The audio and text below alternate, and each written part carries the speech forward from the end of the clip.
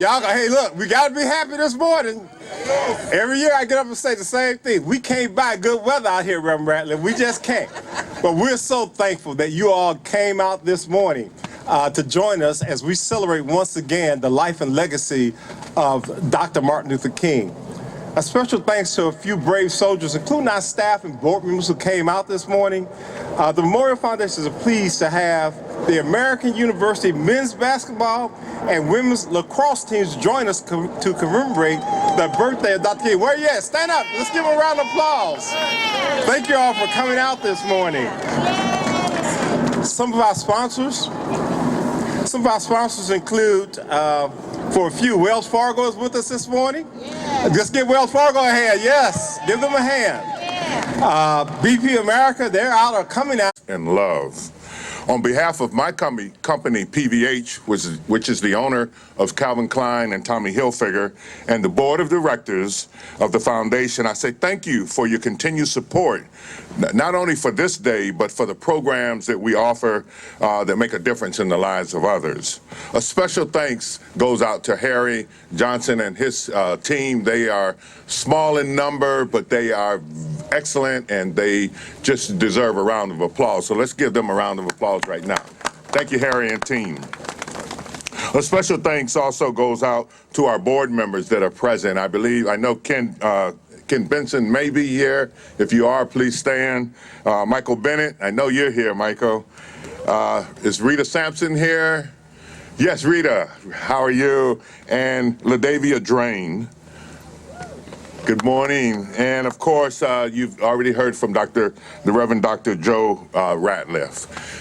Before I bring up the next speaker, I do want to quickly say how pleased I am. My wife normally comes with me, but she's not feeling well. And my son came to me and said, Dad, can I go? We're based in New Jersey, New York. And I said, can I go? Because when he was in 7th grade, he introduced me at one of these ceremonies. He's now a junior in high school, and I'm going to embarrass him and make him stand. Guy, please stand. He's now a junior in high school. He thinks he's an athlete. I used to play, but one day he might be able to. Follow ground. At Amazon, my job is to build community. We build community that is inclusive, and we do this by leading with empathy and fortifying the work by leveraging technology. We, the members of the team, some are here, are responsible for building inclusive communities, and we wake up each and every day and we ask ourselves, is our community stronger and more inclusive today than it was yesterday? This is our responsibility, and one we take very seriously because of the scale and impact we have on the world. Well, before there was an Amazon or any company focused on building inclusive communities, Dr. King spoke profoundly of the beloved community. He spoke of a community where all people are respected, cared for, and treated as equals. A beloved community where there is no space for injustice, prejudice, or discrimination. Rather, a space for economic and social justice, peaceful conflict resolution, and the reconciliation of humanity. In order for us to have this beloved community, Dr. King said we must all become outspoken champions, and not just champions for ourselves, but for others as well.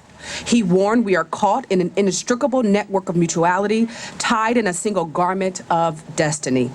Whatever affects one directly affects all indirectly.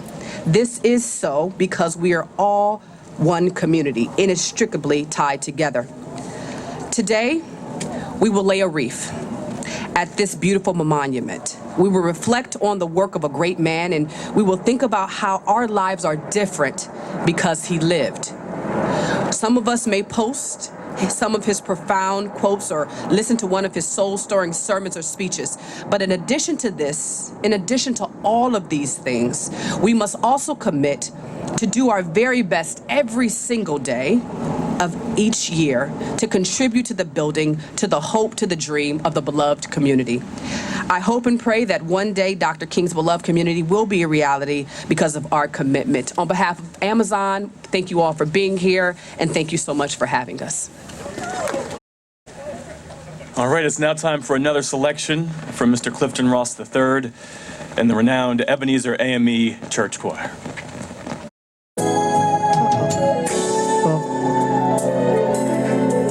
It says be grateful.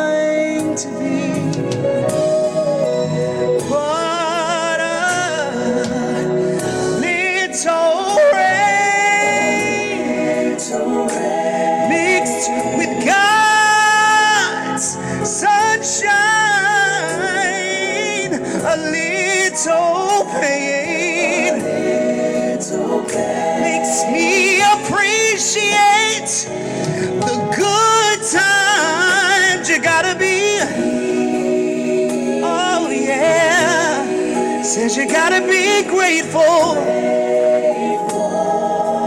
Is anybody grateful this morning? Yeah. Be grateful, yeah.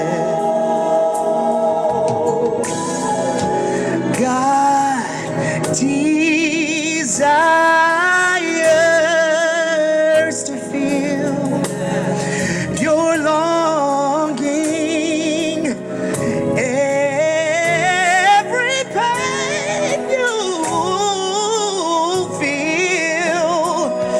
He feels them just like you. But he can't afford to let you feel only good. For then you can't appreciate the good times. Oh yeah, be. Says you gotta be.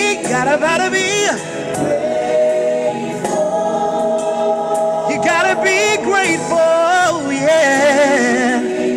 Oh, yeah.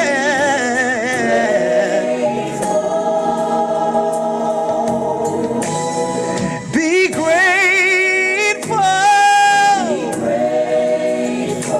'Cause there's someone else that's worse off than you. Be grateful. For there's someone else to love to be in your shoes. Be grateful. He said he'll never leave you, he'll never forsake you. Put your trust in God. Be grateful.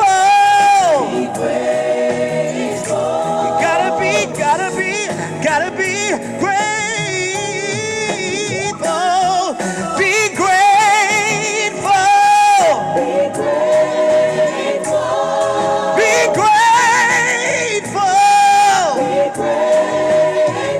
Everybody be grateful.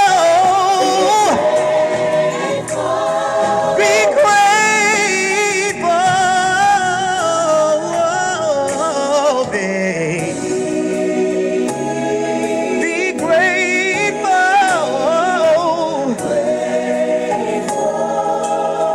In spite of what you have, in spite of what you don't have, be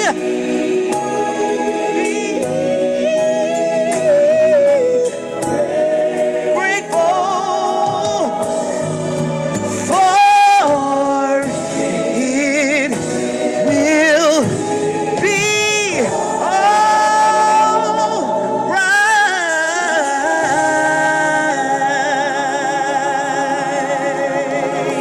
Is anybody grateful this morning?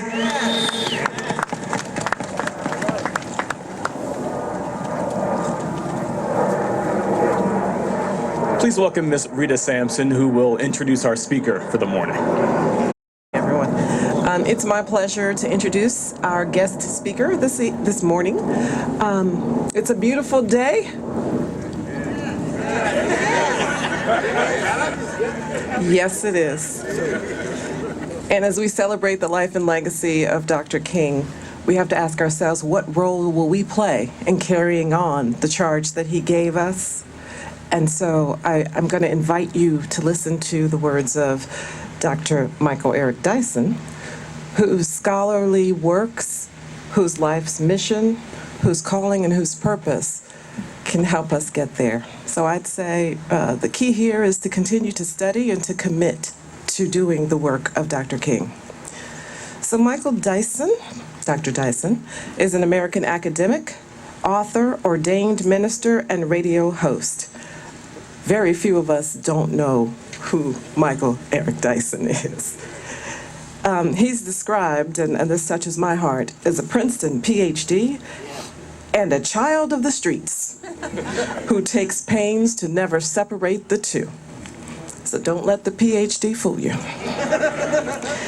Dyson has authored or edited more than 20 books dealing with subjects as Malcolm X, Martin Luther King Jr., Marvin Gaye, there's an entire list. But because it's cold, let's get it on. Please join me in welcoming Dr. Dice.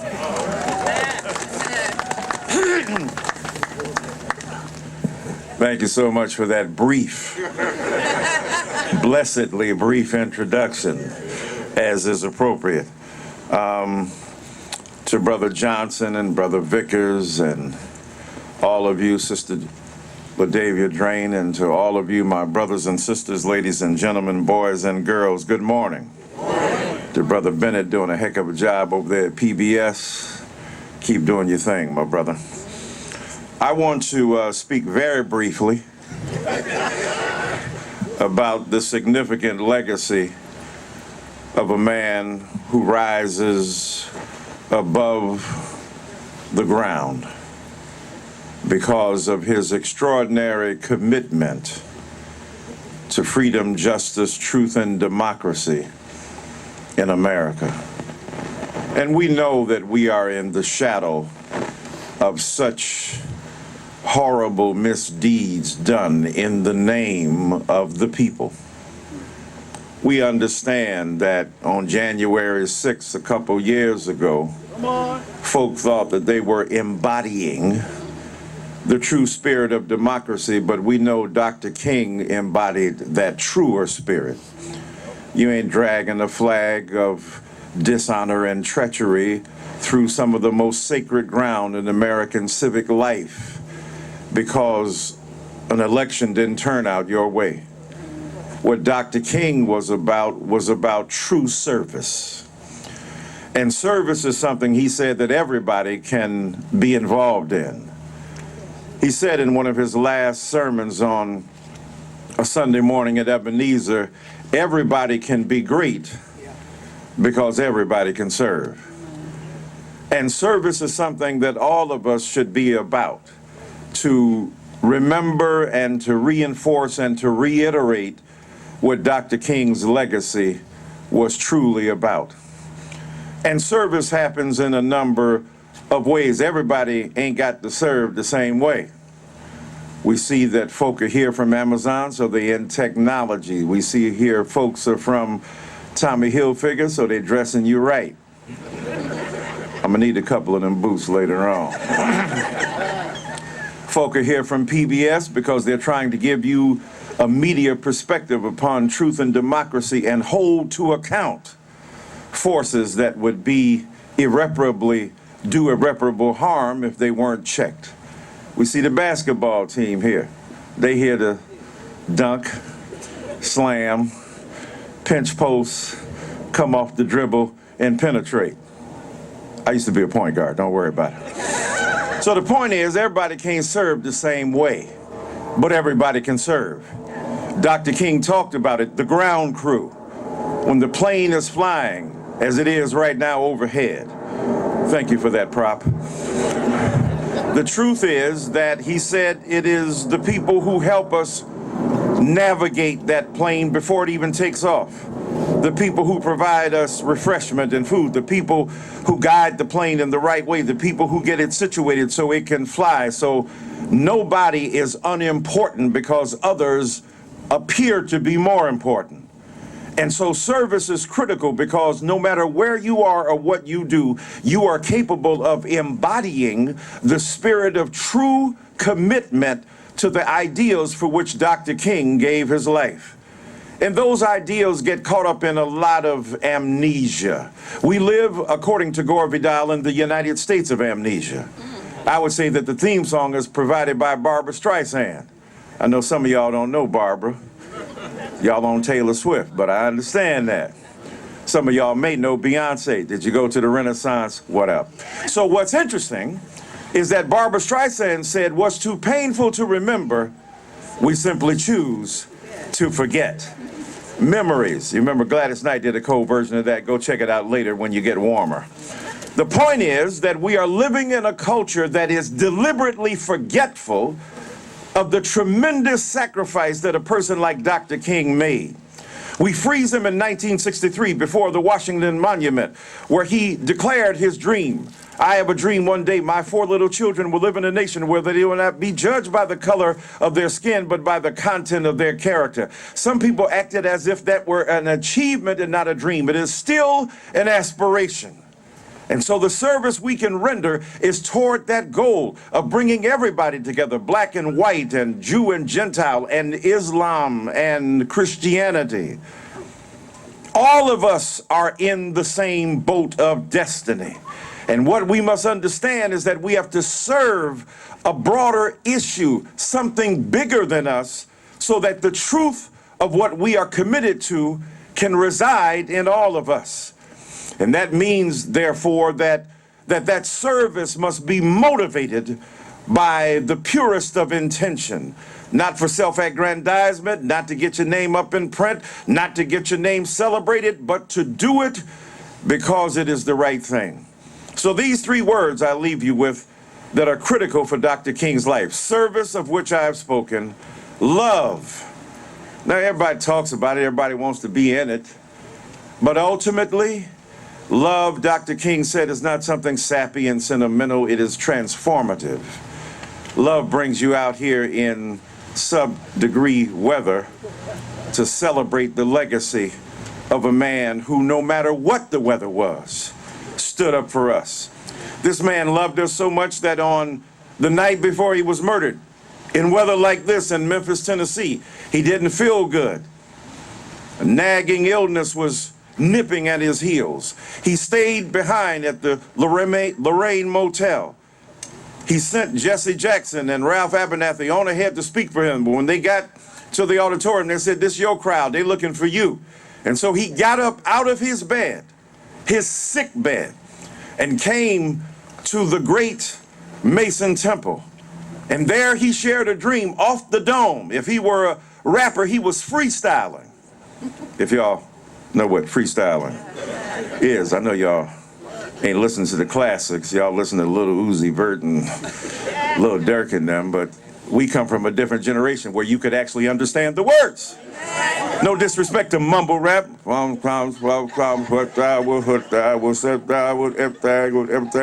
around, we talk about, know what I'm saying? No. No, I have no idea what you just said. Right? Standing by the speaker, suddenly I heard a fever. Was it me or either? Summer madness. Because I just can't stand around, so I get closer, and the closer I get, the better it sounds. So the thing is that in this particular iteration of King's understanding of love, it is deeply entrenched in a culture where we appreciate the other and don't demonize them, don't stigmatize them, gay or straight or transgendered or bisexual, whether we are black or white or every other ethnicity and color in between. Love is about transformation. Love is about making sure that we reach a goal and an aspiration that has been articulated because we are deeply rooted in an appreciation for the other. That kind of love saves us. And so he got up out of his bed, went to that great auditorium and shared his dream. And he said, "One thing I ask, America, be true to what you said on paper." That's right. If you said it, do it. If you articulated the Magna Carta, the Constitution, the Declaration of Independence, the Bill of Rights, then make it a living reality in our own day. And then finally, justice. Justice is what love sounds like when it speaks in public.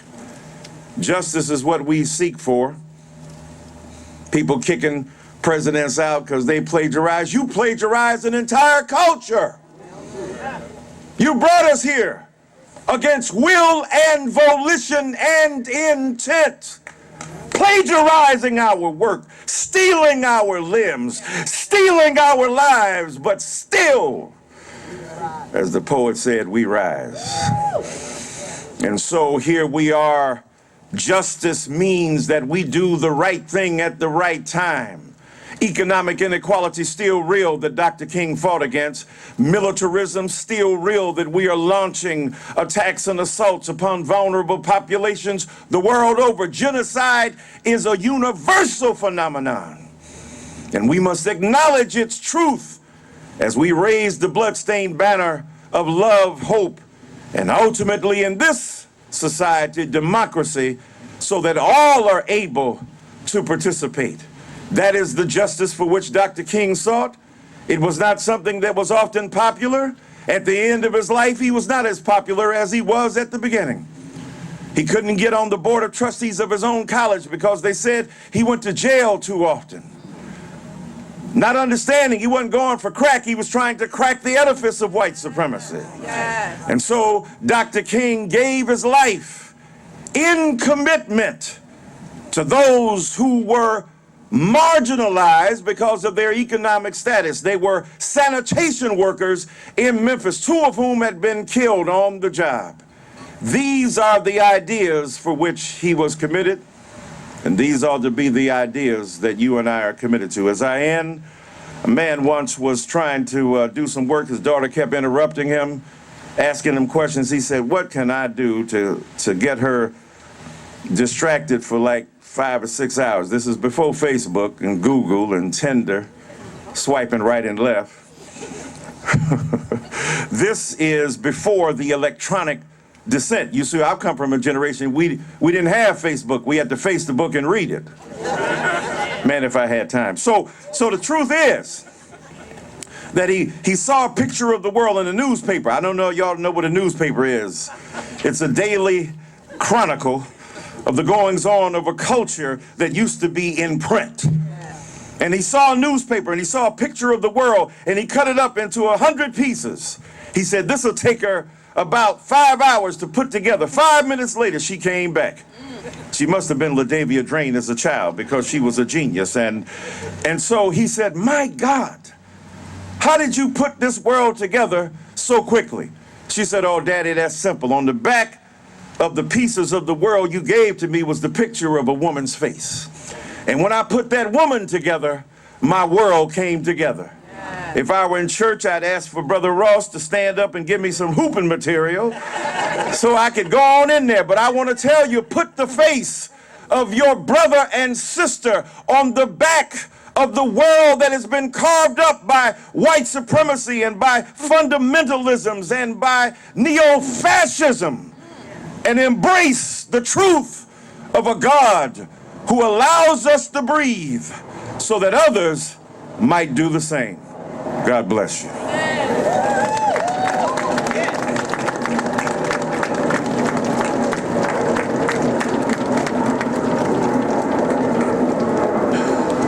Thank you, Brother Dyson, for those remarkable remarks. We are now going to hear another song from Brother Ross and the choir.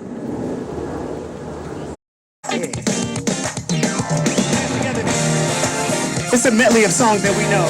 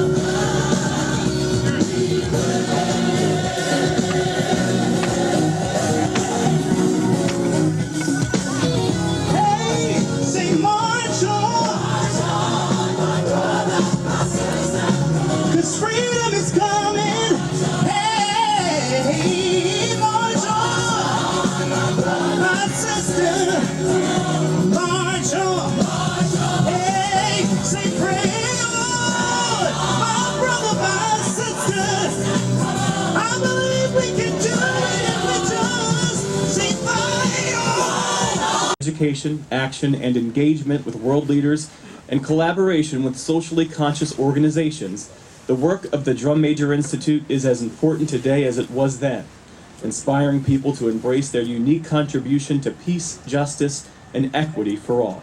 Please welcome Dr. Martin Luther King III. Good morning, and happy King Day. Good morning. Dr. Dyson. Let me very briefly and quickly say I am thankful to God to have the opportunity to be with you today as we observe which would have been my father's 95th birthday. Okay, thank you. Let me also first thank Mr. Harry Johnson and the Memorial Foundation, because had it not been for them and our fraternity Alpha Phi Alpha, this memorial would not be here. A lot of people helped, certainly Congress, a large amount of resources, but corporate America and everyday citizens gave for this memorial to be here in the midst of war memorials and honors to presidents. This memorial represents peace. There probably is no more significant time than to talk about what my father, my mother wanted to see happen for our nation. And let me quickly say, I'm the chairman of the board, but my wife, Andrea, is the president and in charge. Okay. So I'm speaking on behalf of Andrea, our daughter Yolanda Renee, and our family. One of the most appropriate quotes, partially on this memorial, is finding a way to hew out of a mountain of despair a stone of hope. And particularly in light of where we are today in our nation and world. We know about the great conflict between Israel and Palestine and the tragedy of people being killed while we speak. We know about the great conflict in the Ukraine with the Ukrainians and Russians engaged in battle. But because our news does not talk about it, we don't hear what's going on the African continent, in the Congo, and in Sudan.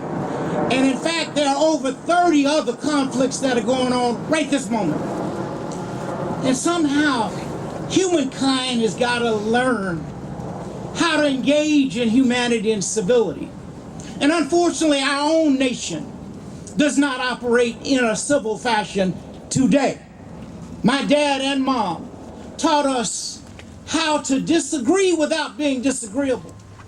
And Dad used to say, I don't want to put anything negative out here, but I'll say we must learn nonviolence or we may face non-existence. And it feels like it's real right now.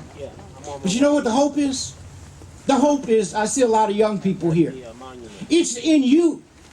Because I don't believe you're going to tolerate the things that some of us have accepted and allowed. And I think we're going to call and continue to call for a ceasefire wherever conflict exists in the world. Humanity has to want to survive. So I encourage you to do like Dad said. You can either be a thermometer or a thermostat. A thermometer is a great device, but all it does is record the temperature. But there's another device called a thermostat, which regulates the temperature. So we have to decide in life, are we just going to go through life recording and going along to get along? Or are we going to regulate peace and justice and freedom and humanity for all kind? That's what Martin Luther King Jr. would be telling us, because we are far better than the behavior we're exhibiting as a nation. So I implore you to get engaged, get involved. We have elections coming up this year, and we need to, every year we say we need to vote like we never have. This will be the most consequential election. We thought others were, but unfortunately things get worse and worse. I never thought I'd live in a nation where they would try to exclude the history of black folk. Say the Holocaust didn't exist. The history of the native, indigenous people who are treated so poorly this day. How do you treat someone who was here before any of us got here the way we treat our indigenous population? So, guess what? We have an opportunity to correct that. It only takes a few good human beings. Dad and Mom taught us that. They were dedicated, determined. And so I say to you, finally, don't give up, don't give out, don't give in. Keep moving forward, and ultimately we will be able to realize the dream. Thank you, and may God bless each and every one of you always.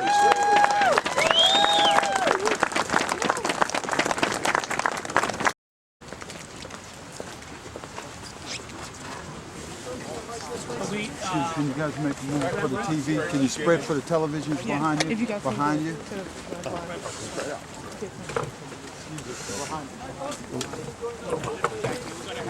Thank you. Thanks. Okay. Thank you. So can I trouble you to back up just a little bit?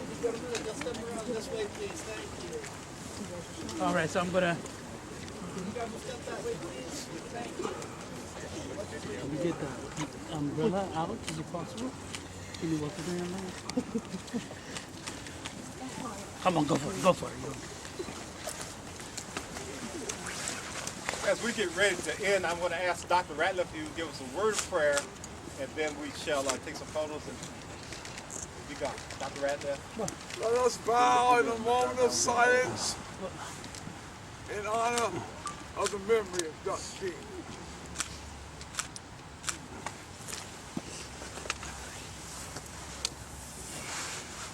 Now, oh God, may we go forth and become and serve. We thank thee, O God, for this day. We thank thee, O God, for the annual observance of a dream and a dreamer. Now bless our hands, that we may only prosper and serve. Amen. Amen.